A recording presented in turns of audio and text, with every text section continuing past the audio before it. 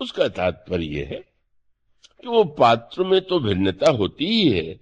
एक सरोवर से जल भर करके ले आने वाले के पास जितना बड़ा बर्तन होगा, जैसा पात्र होगा, उतना वो जल ले आवेगा। तो उस अनंत ईश्वर को ग्रहण करने के लिए आपका हृदय जितना विशाल होगा, उतना विशाल ईश्वर आपके सामने प्रकट होगा। इसलिए राम राज्य की स्थापना का श्रेय किसे है? श्री भरत को। क्योंकि श्री भरत ये मानते ही नहीं कि राम राज्य की स्थापना करना है।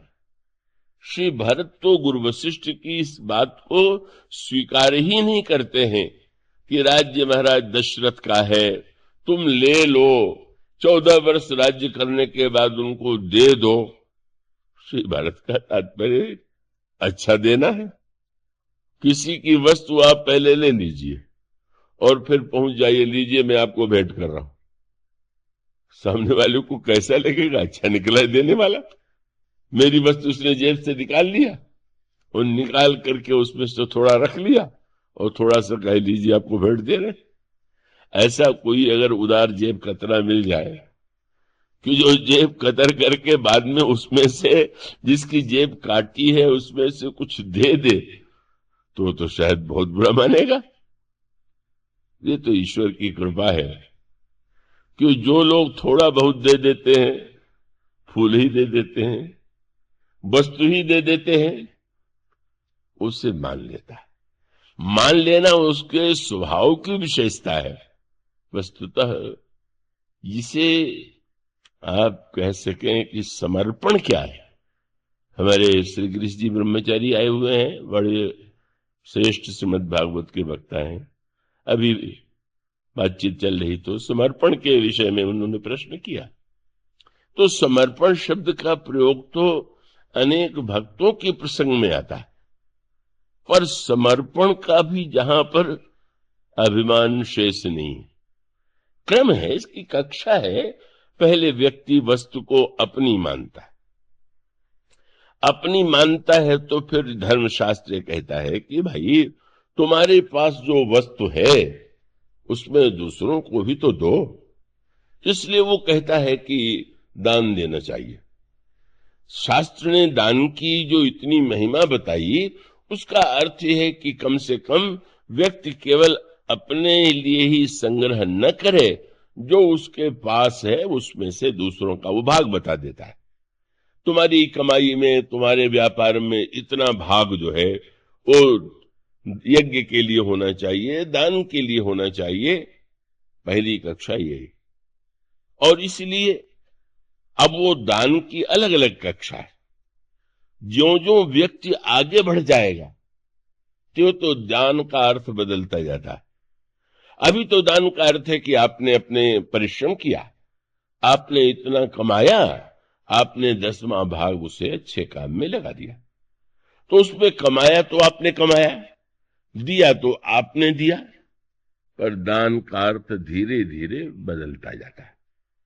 और उसके विषय में जो अनेक कक्षाएं हैं, उसका अभिप्राय है कि फिर दान में भी विभाजन किया गया।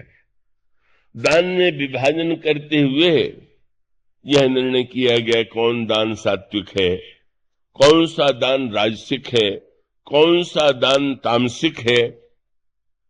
मानो इस प्रकार का विभाजन, उसका कई बार अवसर मिल जाता है। हमारे गांव में श्री हनुमान जी महाराज हैं, बहुत पहले की बात है, मैं नित्य पाठ करता था। वहां एक गांव के सज्जन आए, बड़े पात्र में, मिट्टी के बड़े बर्तन में लड्डू भरे हुए थे।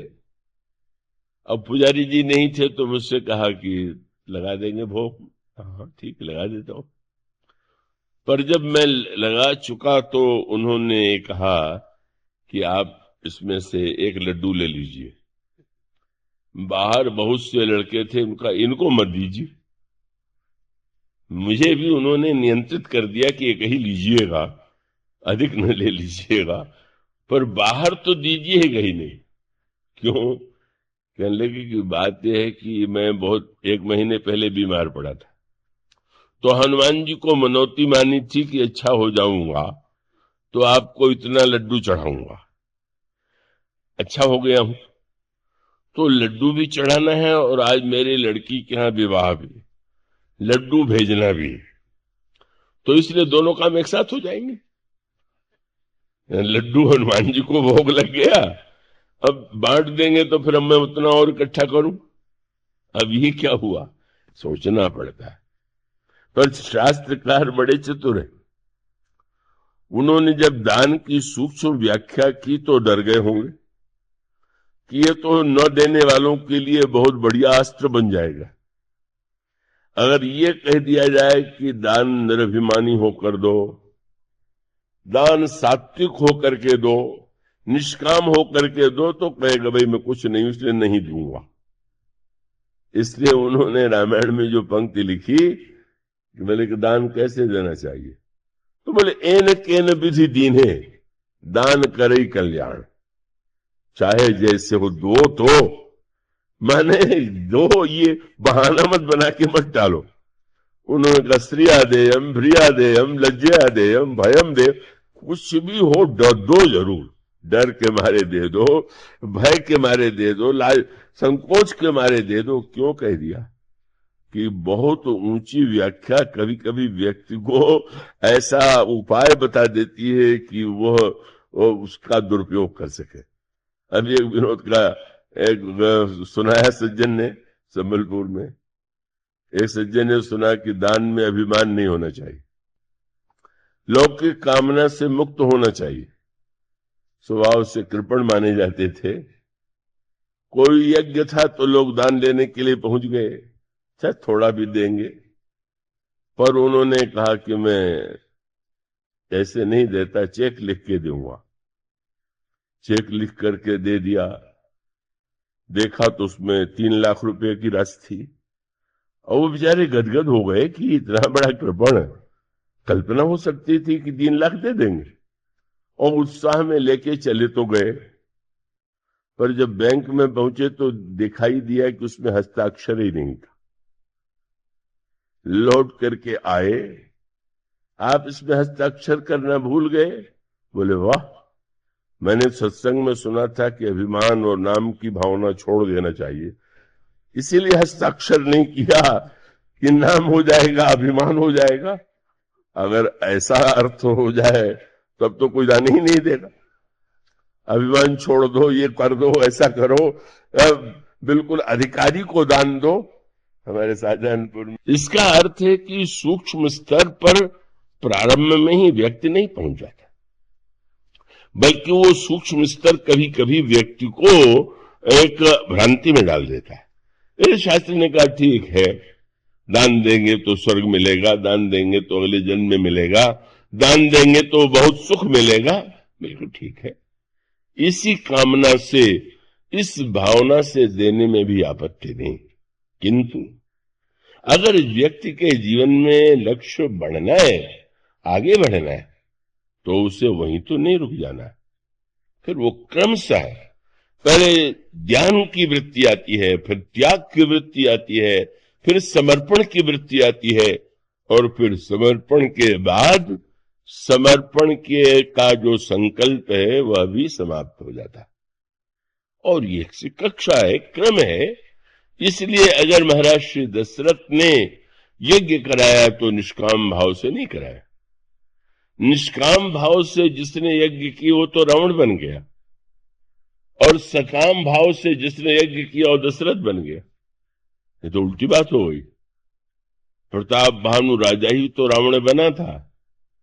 प्रताप भानु इतना निष्काम था कि जब मुनि पूछते थे कि यज्ञ से आप क्या चाहते, तो उसने कह दिया, बड़ा गीता का पंडित था, उसने कह दिया कि गोस्वामी जी ने लिखा कि फलाकांक्षा रहित कर्म ही महान तत्व ज्ञान है, और इसलिए मैं कोई फल नहीं चाहता। तो कर तो रहे हैं, बोले समर्पण। यही पंक्ति गोस्वामी लिखते हैं, जो कछु हृदय न कछु फल अनुसंधाना, गीता का सिद्धांत आ गया। कर्मण्येवाधिकारस्ते मां फलेषु कदाचन, हृदय न कछु फल अनुसंधाना, चारों ओर उपाधि मिली धन्य है। कितने विवेकी हैं, कितने सुजान हैं, भूप विवेकी परम सुजाना। और फिर पता चला कि वो जब पूछा गया कि कर्म कर रहे हैं फल नहीं चाहते, फिर तो कर्म का क्या किया जाए, बस इसको समर्पण। जो कछु कर्म करई मन बानी, वासुदेव अर्पित नृप ज्ञानी। ज्ञानी की उपाधि मिल गई, सुजान की उपाधि मिल गई, विवेकी की उपाधि मिल गई, पर कुछ न ज्ञानी थे, न सुजान थे, न फलाकांक्षा रहित थे। समाज में उपाधि पाने के लिए प्रदर्शन था, और एकांत में कपट मुनि से मिले और पूछ दिया कि कुछ चाहते हैं। ये नहीं कहा कि कुछ नहीं चाहिए, कर्मण्यवाधिकारस्ते। वहां यद्यपि वो वही अभिमान, कैसे कहें कि चाहिए, तो जैसे आपको भूख भी लगी हो और किसी के यहां जाएं तो कई लोग ये सोचते हैं कि अब कहने पर अगर भोजन तुरंत कर दें कि हाँ हाँ करेंगे, तो सामने वाला कहीं हमको मरभूखा न समझ, तो वो कहेगा कि नहीं नहीं मैं तो भोजन करके आऊंगा, भोजन नहीं करूं। अब सामने वाला दो चार बार अगर कहने वाला मिल गया तो वो ये कहे बिना नहीं रहता कि अब यद्यप भूख तो नहीं है, करके भी आया हूं, पर आपका आग्रह कैसे टालूं, इसलिए मैं भोजन कर लेता हूं। और जब बैठे तो इतना भोजन कर लिया कि पता चला कि अरे भाई कहां से भोजन करके आए थे, कह रहे थे मुझे कुछ नहीं चाहिए, वही अकड़ अब भी है। कह ले महाराज, शब्द क्या था, पाखंड कैसा होता है, दंभ कैसा होता है। जब कपट मुनि ने कहा मैं तुम पर प्रसन्न हूं, जो मांगना हो मांग लो, तो तुरंत कहा महाराज मेरे जीवन में जहां तक है, चारी पदार्थ करतल मोरे। ये भाषा सुनिए, कहते हैं चारों फल जो है मेरी मुट्ठी में, अर्थ धर्म ही नहीं, काम और मोक्ष भी। ये है मोक्ष का फल जिन्होंने पा लिया है, धर्म पा लिया है। और मांग क्या है, पर नहीं कुछ मिल चुका है, पर अब आप जैसे संत ने कहा और न मांगू तो ये तो आपका अपमान होगा, इसलिए मांगे लेता हूं। अच्छा अच्छा मांगिए तो। और जो मांग की सूची सामने आई तो कपट मुनि था, हंसने लगा। मैं तो समझ रहा था कि मैं अपना राज्य फिर से पालूं, पर ये तो बहुत आगे निकले। क्या महाराज अगर आप प्रसन्न हैं, प्रभु ही तथापि प्रसन्न विलोकी, मांग अगम बर हो विशोकी। मैं अगम बर मांग करके शोक रहित हूं, और क्या है, कृपा करिए मैं कभी बूढ़ा न हूं, कभी न मरूं, 100 कल्प तक मेरा राज्य रहे, कोई मुझे हरा न सके। फल की आकांक्षाओं की ढेरी लग गई, जरा मरण दुख रहित तनु, समर जितय जनि को, एक छत्र रिपहीन मही, राज कल्प सत हो। मानो आप उस कक्षा की बात कहिए जिस कक्षा के आप विद्यार्थी, आप उससे आगे मत कहिए जिस कक्षा की आप विद्यार्थी नहीं। आप वो उत्तर देंगे तो आपका केवल एक तोता रटंत उत्तर होगा, उसका संबंध आपके हृदय से नहीं होगा। इसलिए महाराज दशरथ की विशेषता यह है कि अगर उनके हृदय में यह बात है कि मेरे घर में पुत्र नहीं है, पुत्र के बिना तो संसार सूना है, तो वो निष्कपट भाव से गुरुदेव के पास जाते हैं और निवेदन करते हैं। एक बार भूपति मन माही, भय गलानी मोरे सुत नाही, गुरु गृह गयऊ तुरत मही पाला, शरण लागी कर विनय विशाला, निज दुख सुख सब गुरु ही सुनाय। कही वशिष्ठ बहुविधि समुझायो, धरहु धीर। उन्होंने कोई निष्कामता को उपदेश नहीं दिया, ये नहीं किया कि क्या कांक्षा कर रहे हो, पुत्र से क्या होता है, तुम ज्ञान में स्थित हो जाओ, ना ना। धरो धीर, हुई है सुतचारी, तुम्हारे 4 पुत्र होंगे, त्रिभुवन विदित, संसार में प्रसिद्ध होंगे। भगत भय हारी, भक्तों का भय दूर करने वाले होंगे, पर उसके लिए तुम्हें यज्ञ करना होगा, श्रृंगी ऋषि को बुलाना होगा, उनके आचार्यत्व में यज्ञ होगा, तुम्हारी कामना पूरी होगी। यही है ठीक पद्धति, यही है। आज की सबसे बड़ी समस्या ये है कि ऊंची बातों को सुनते सुनते हम छोटी बातों को भूल जाते हैं। छोटी बातें भी याद रखिए, बड़ी बातें भी याद रखिए, लेकिन क्रम ठीक ठीक होना चाहिए। और उसका अभिप्राय की कामना भी थी। गुरुदेव ने कामना का समर्थन भी कर दिया, यज्ञ भी हुआ, पुत्र भी प्राप्त हो गए। पर फिर उसका क्रम है, उसको उतने विस्तार से लेने की अपेक्षा नहीं है। उसके बाद आप पढ़ते हैं दूसरा यज्ञ विश्वामित्र ने किया। विश्वामित्र को पुत्र धन कुछ नहीं चाहिए, कोई भौतिक कामना नहीं है। उन्होंने निष्काम भाव से यज्ञ किया और उसके लिए भगवान राम और श्री लक्ष्मण को मांग करके ले आए। यह निष्काम यज्ञ भगवान सकाम यज्ञ का फल राम मिले। निष्काम यज्ञ की रक्षा भगवान राम ने लक्ष्मण ने की। और तीसरा यज्ञ तब जनक का विश्वामित्र ने कहा, धनुष यज्ञ सुन रख कुलना था, ये समर्पण यज्ञ। निष्काम यज्ञ, सकाम यज्ञ और समर्पण यज्ञ।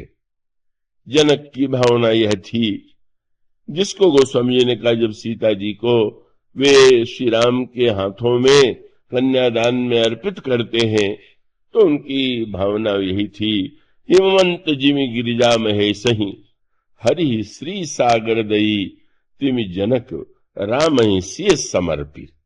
ये समर्पण है। इसका अर्थ है समर्पण जनक करते हैं, जो सचमुच निष्काम है, फलाकांक्षा से रहित है, का जीवन मुक्त है, महान तत्वज्ञ है। उन्होंने हिमवंत जिमि गिरिजा महेशहि, हरि श्री सागर दई, तिमि जनक राम ही सिय समर्पी, विश्व कल कीरति नहीं। पर यह जो श्री भरत है, तो समर्पण तो गीता में महानतम भगवान प्रशंसा करते हुए कहते हैं, यत् करोसि इदश्नासि यज्जुहोसि ददासि यत् तपस्यसि कौन्तेय तत्कुरुस्व मदर्पणम। भगवान कहते हैं जो कुछ कर्म करो, यज्ञ करो, सब कुछ भोजन करो, या जो भी क्रिया करो, सब मुझे अर्पित कर दो। अब चतुर व्यक्ति तो भोजन ही अर्पित करेगा कि भाई भोजन कर लिया, हो गया भगवान के प्रति समर्पण।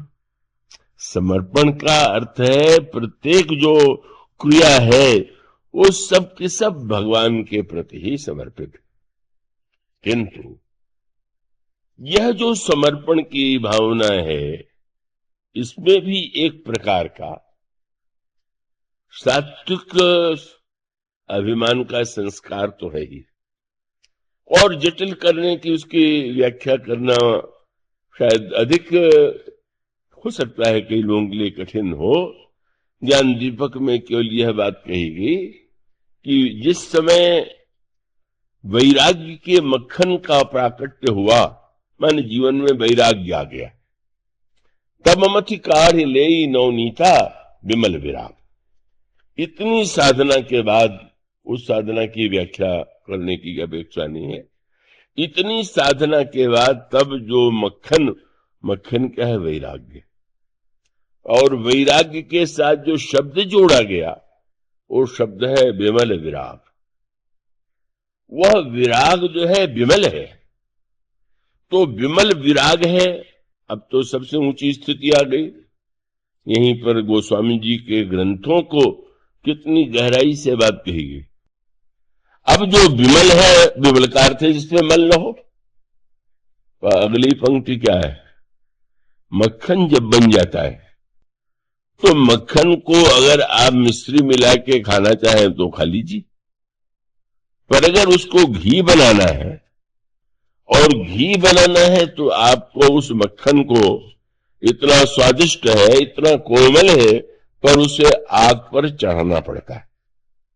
और आग पर आप उसको चढ़ाते हैं और थोड़ी देर पकाते हैं, और पकाने के बाद तब पकने के समय क्या होता है, आप में से जो इस क्रिया को देखते होंगे देखते हैं कि घी आग पर चढ़ाया गया तो जो पिघलेगा तो घी के साथ साथ वो जो दही के द्वारा निकला है, तो कुछ न कुछ वो खटास वाला जो अंश है, वो भले ही वो दही का ही भाग है,